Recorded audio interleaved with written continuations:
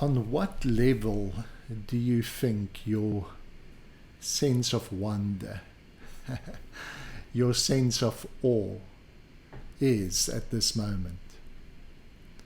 Now we all come into this world with, and one of our earliest experiences is a sense of wonder.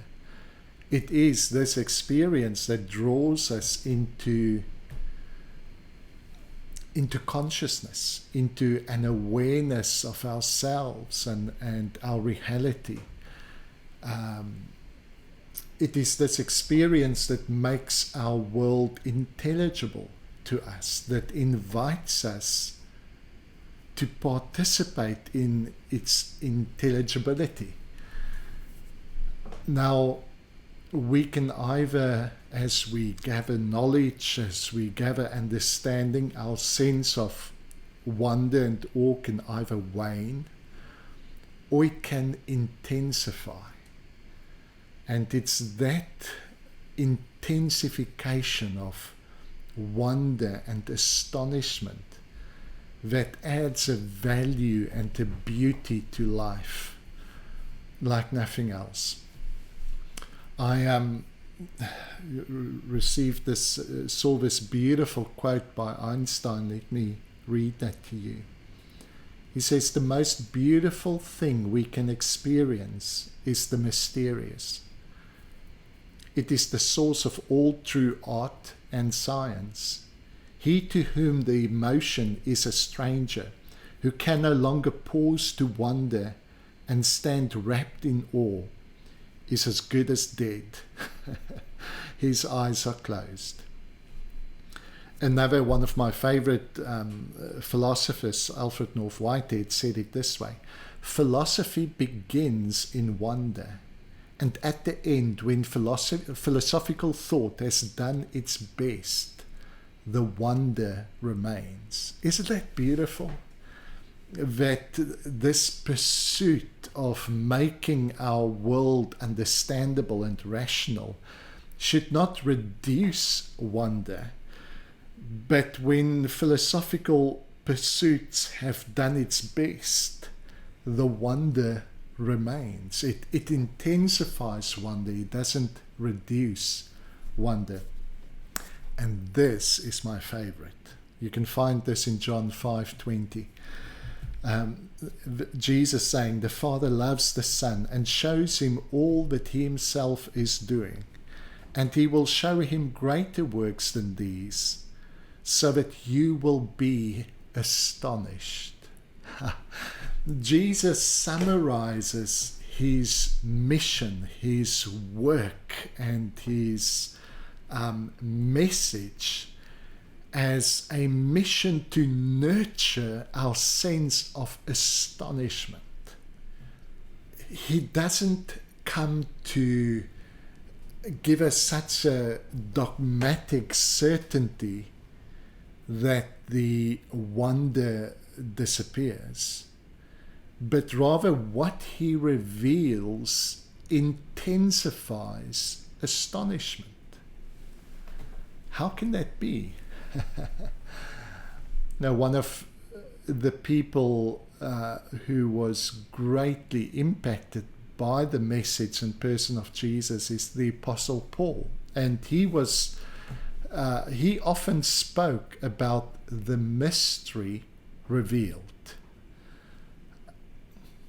but he spoke about it in a way in which the mystery wasn't exhausted. In other words, the mystery revealed is not the same as the mystery exposed in such a way that no mystery remains. That would be the mystery exhausted. But rather it's a mystery of such infinite depth that its revelation never ceases. It continually unveils itself, yet the mystery remains. In Colossians 1:15, he speaks about Jesus being the visible representation. It's the Greek word icon, or it's even as we use the word icon today, it's that same concept.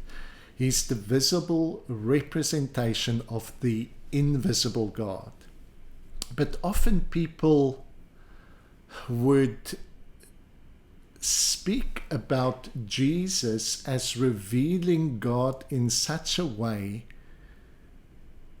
as making him visible in such a way that his invisibility, his mystery is completely exhausted. That is not the sense in which Paul speaks about Jesus as the mystery revealed.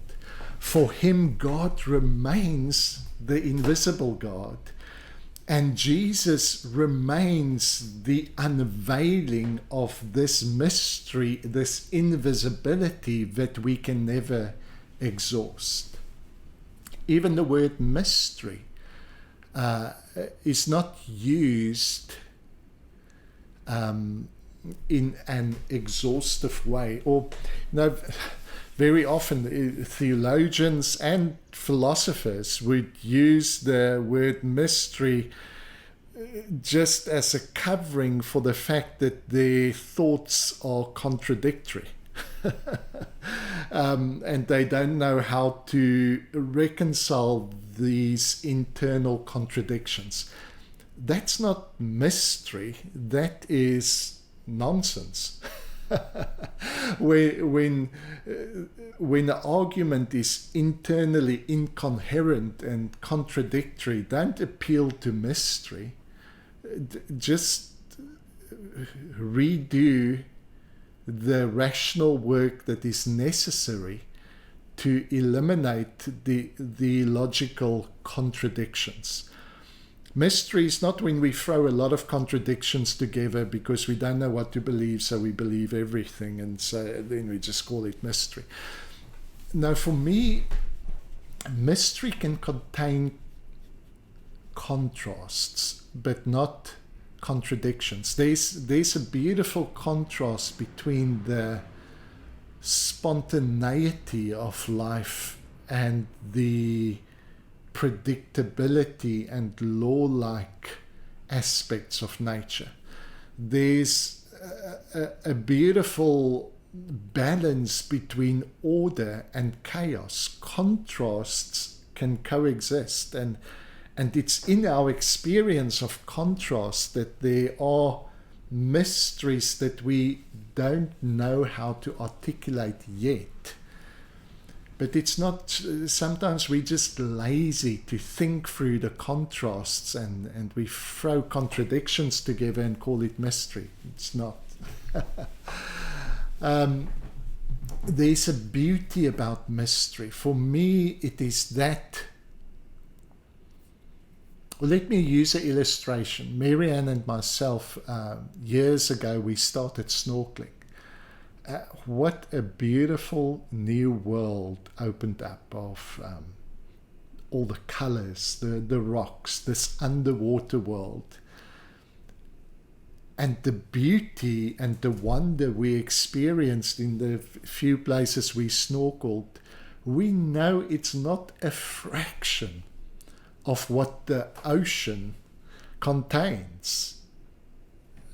And so the rest of the ocean remains a mystery, even while it's being revealed in those areas in which we've had the privilege of snorkeling. And this is the mystery of God. Jesus introduces us into this life of astonishment. And astonishment means I am unsettled. The things that I thought and believed and experienced before is descended by an experience and an idea that's larger than what I've experienced and believed before. Yet even in its revelation, I know that there's much that remains unexplored, unarticulated, and not defined yet. For me, that is mystery. And it's not the excuse not to continue to explore, not to continue to unveil, not to make our ideas coherent and logical. It's just the reality of a God that's larger than our capacity to capture in any one idea. And so I wanted to introduce this this series that we're going to be doing on looking at some of the contrasts, these beautiful law-like yet freedom experiences, the mind-like qualities and the physical qualities that we find in our world, and how we bring them together.